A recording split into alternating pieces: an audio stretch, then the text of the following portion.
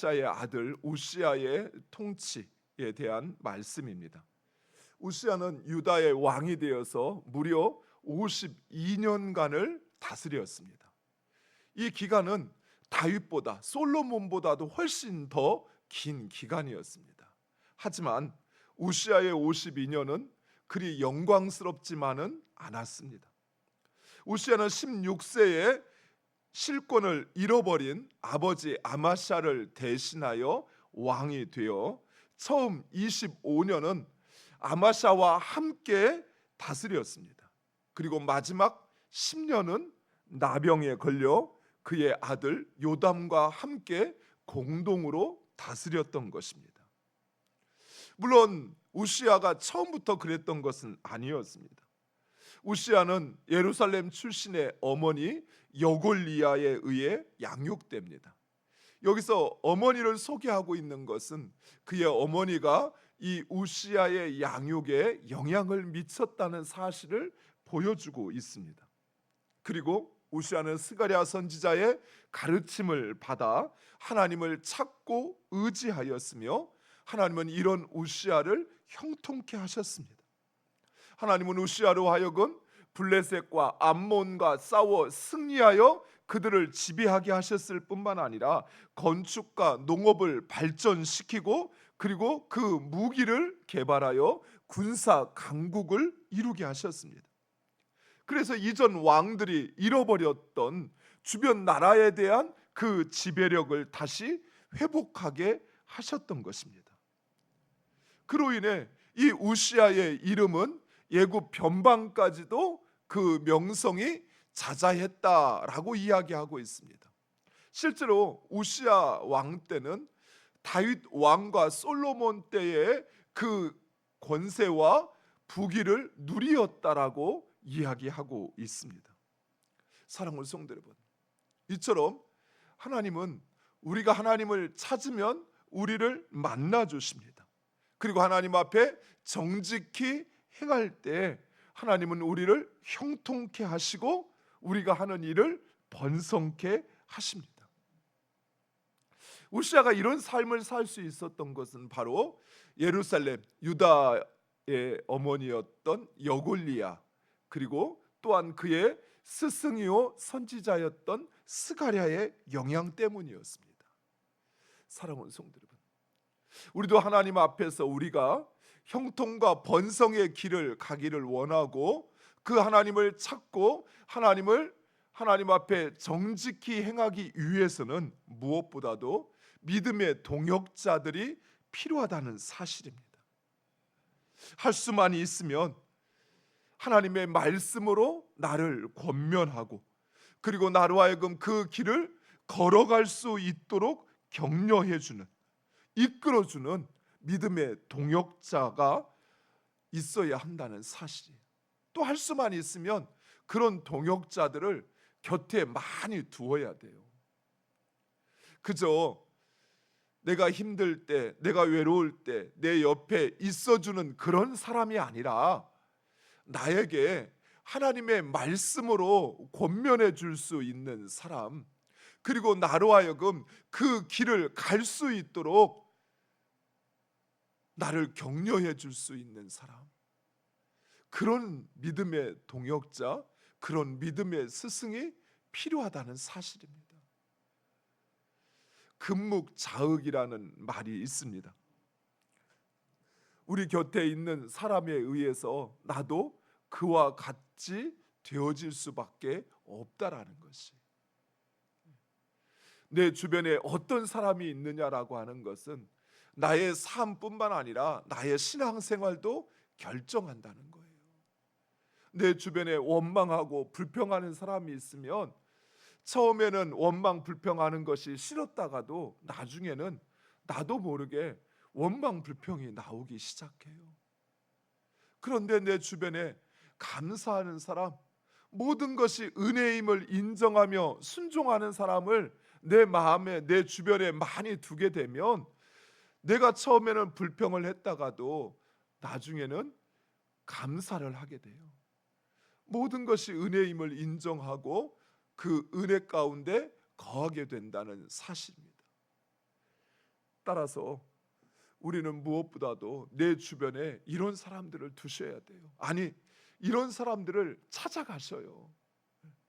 그래서 영적인 스승을 두어서 내가 영적인 사람의 삶을 살아갈 수 있도록, 내 주변에 육적인 이야기, 육적인 생각, 육적인 삶의 방식을 따라 사는 사람을 두어서 나도 모르게 내가 육적인 존재가 되어버리는 것이 아니라 하나님의 말씀과 또 그 뜻 가운데 살려고 몸부림치는 사람, 그래서 그 사람 곁에 있으면 나도 그 하나님의 말씀을 따라 살게 된다는 것입니다. 그러나 우시아는 그만 하나님의 은혜로 강성해졌지만 교만해지기 시작합니다. 더욱이 우시아는 그의 아버지 아마샤가 교만함으로 인하여 비참한 최후를 맞이하는 것을 직접 지켜보았습니다. 그러니 얼마나 마음속으로 다짐했겠습니까? 나는 절대 교만하지 않을 거라고, 나는 절대 하나님을 떠나지 않을 거라고. 그랬던 우시아가 그만 교만의 함정에 빠지고 말았던 것입니다. 그처럼 교만의 유혹은 강력합니다. 특히 내 삶이 평안할 때, 남들이 나를 칭찬할 때, 모든 것이 형통할 때, 잘 나간다고 생각할 때, 그때 사람들은 어김없이 교만의 함정에 빠져든다는 사실입니다. 이런 교만은 무엇보다도 자신을 과대평가하여 자신의 본분과 역할을 넘어서게 되는 것입니다. 우시아는 자신의 명성이 예굽의 변방에까지 알려지고 자자해지자 백성들의 신임과 존경을 받자 그만 교만하여 자신이 가지지 못한 것을 차지하고 싶어 합니다. 그것은 바로 제사장만이 할 수 있는 제사의 영역까지 관여하는 것이었습니다. 그래서 우시아는 제사장만이 할 수 있는 성소에서 분향하는 일을 본인이 직접 하려고 합니다. 이전에 보면 국가적인 어려움이 찾아올 때 왕들은 성소에 들어가 때로는 기도하는 일을 대신하기도 하였습니다. 그러나 분향하는 일은 하나님께서 제사장에게 맡긴 일이었습니다. 즉 이것은 단순히 제사에 관여하는 것이 아니라 하나님이 정하신 법을 깨트리는 것입니다. 하나님에 대한 범죄라는 사실입니다. 하나님이 정하신 것을 우시아는 자신에게 주어진 힘과 권세로 그것을 부정하고 파괴하고 있는 것입니다. 하지만 교만해진 우시아는 이 정도쯤이야 나도 할 수 있지, 내가 못할 말을 한 것인가, 내가 못할 일을 하는 것인가, 문제될 게 없다라고 생각했던 것입니다. 교만은 이렇게 찾아옵니다.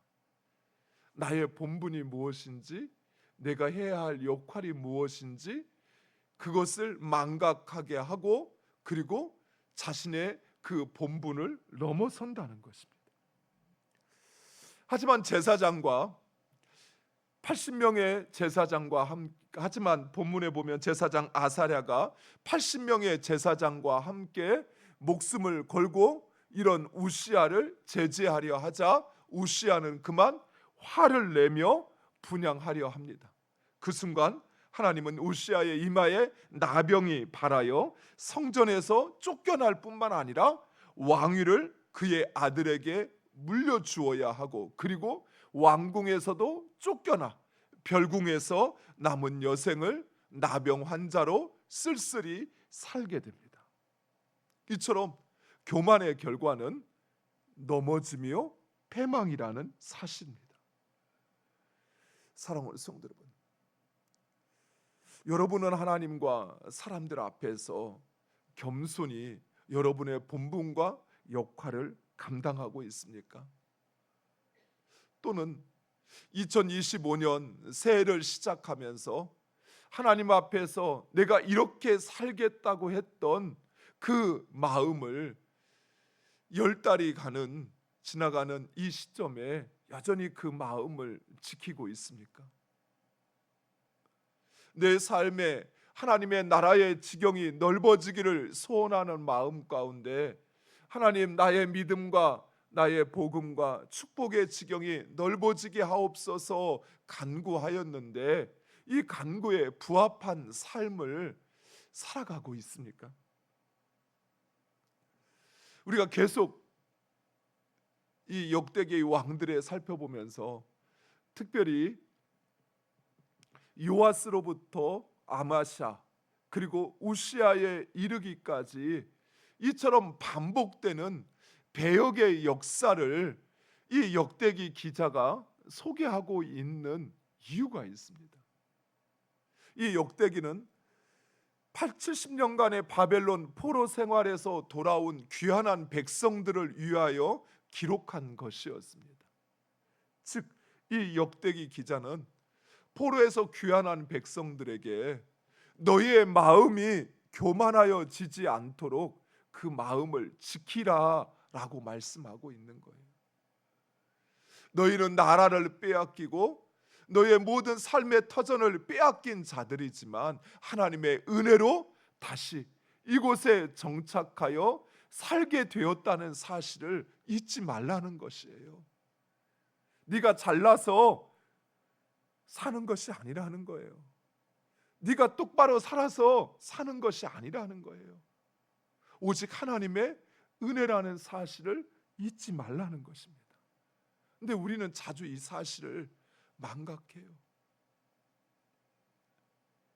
내가 잘해서, 내가 하나님 앞에 문제 없어서, 그래서 내가 지금 이 자리에 서 있다라고 생각하는 거예요. 사랑하는 성도 여러분, 단 한순간도 하나님의 은혜가 아니었다면 우리는 결코 지금 이 자리에 서 있는 것조차도 할 수 없는 존재라는 사실이에요.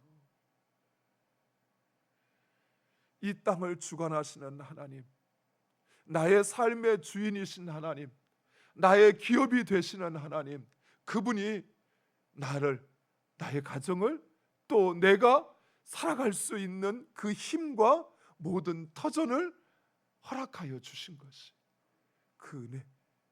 그 은혜를 잊어버리는 순간 우리는 교만할 수밖에 없어요.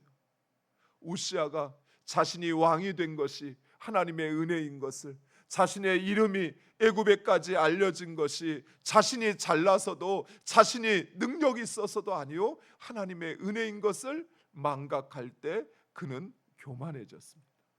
그리고 결국 그는 그의 아버지, 그의 할아버지가 그랬던 것처럼 망하는 길을 가고 있다는 사실입니다.